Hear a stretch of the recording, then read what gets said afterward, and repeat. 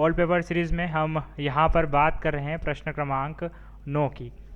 इससे पहले हम 8 प्रश्न कंप्लीट कर चुके हैं 2014 के 3 मार्कर में और 6 मार्कर में, और आशा करता हूँ कि आप सभी को वो जो क्वेश्चंस हैं उनके आंसर बहुत अच्छे से समझ में आए होंगे।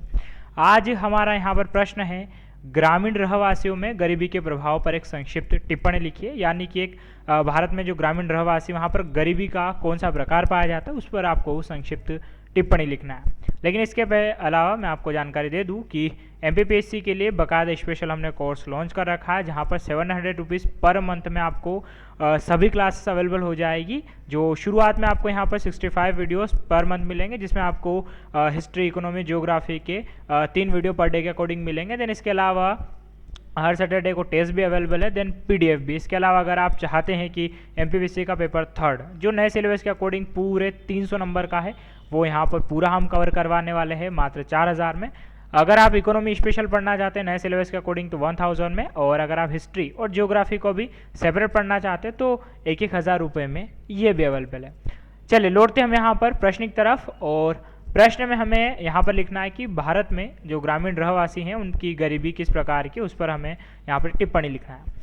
तो कुल मिला के प्रश्न जो पूछा गया वो गरीबी से। और एक चीज़ नोटिस करिएगा आप, मैं पुराने पेपर की बात कर रहा हूँ जो खासकर 2019 के एग्जाम मेंस देने वाले स्टूडेंट उनके लिए खासकर बात बता दूँ कि आप एक तो एलपीजी वाला कॉन्सेप्ट अपना टाइट रखें। इसके अलावा गरीबी, बेरोजगारी, भूखमरी, कुपोषण, ये 4 कीवर्ड, और इसके साथ में अगर हम बात करें तो यहाँ पर एक आर्थिक विकास, ये कुछ 5 या 6 चैप्टर ऐसी चीज़ है जिससे 100% क्वेश्चन रिपीट होने की संभावना पूरी है।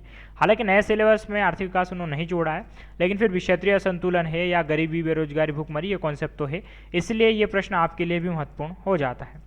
तो यहाँ पर एज ए भूमिका हम लिखेंगे कि गरीबी किसी भी राष्ट्र के लिए एक गंभीर समस्या है जिसमें भारत के लिए एक समस्या विकराल है। तो भारत में गरीबी वाकई में बहुत बड़ी समस्या है।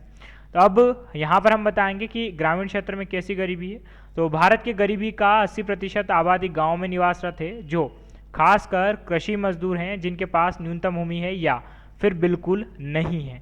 तो यहाँ पर हमने डिफाइन कर दिया कि ग्रामीण क्षेत्रों में जो गरीब है उसमें से खासकर कौन लोग हैं, जो कृषि मजदूर हैं जिनके पास या तो न्यूनतम भूमि हो या कुछ भी ना हो।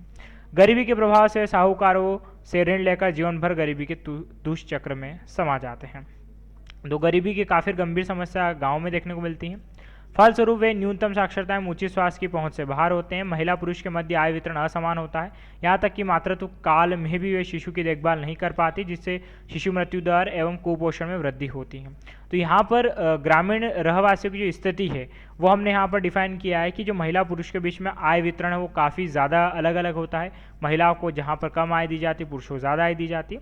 और यहाँ तक कि महिला बहुत से बार मजबूर होती है अपने छोटे से शिशु के साथ में काम करने को, क्योंकि वे ऐसी स्थिति में आर्थिक स्थिति से उभर नहीं पाती हैं, और साथ में शिशु मृत्यु दर की संभावना और उस बच्चे के कुपोषण होने की संभावना बढ़ जाती है। और यहाँ पर लास्ट में हम लिखेंगे कि ग्रामीण में गरीबी का एक मुख्य कारक रोजगार के अवसर अत्यंत सीमित होते हैं। ये देखिए यहाँ पर ऐसा है, ये लिखने के पीछे कंक्लूजन कि ग्रामीण क्षेत्रों में एक जो मेन रीज़न होता है वो ये होता है कि वो अधिकतर लोग कृषि पर आधारित हैं। कृषि में अगर मजदूरी मिल जाए तो बढ़िया, नहीं मिले तो फिर दिक्कत आ जाती है। ऐसे में लोग अक्सर शहरों की ओर पलायन करते हैं, क्योंकि शहरों में इंडस्ट्रियल एरिया होता है, काम मिलना संभव होता है। लेकिन गांव में सिर्फ फर्स्ट सेक्टर काम करता है, जबकि शहरों में सेकेंडरी और टर्शियरी सेक्टर भी काम करता है, जहां पर रोजगार की प्रबल संभावना है। इसीलिए जो ग्रामीण क्षेत्र होता है वहां पर गरीबी का होना एक अपने आप में दिक्कत इसलिए है क्योंकि वहां पर रोजगार की बहुत अत्यंत कम संभावना। तो साथियों ये उत्तर लिखा हमने 100 में, अगर आप इसे 50 में लिखना चाहते हैं तो इसी में से ही आप 50 शब्दों को कम करके आवश्यक चीज़ें ज़रूर लिख लें। आशा करता हूं कि आपको मैं इस प्रश्न का उत्तर बहुत अच्छे समझा पाया हूँ। अगर आपको क्वेश्चंस अच्छे लग रहे हैं तो एक बार कमेंट करके अपनी राय ज़रूर दीजिएगा। आज का वीडियो हमारा यहीं समाप्त होता है। Thanks a lot.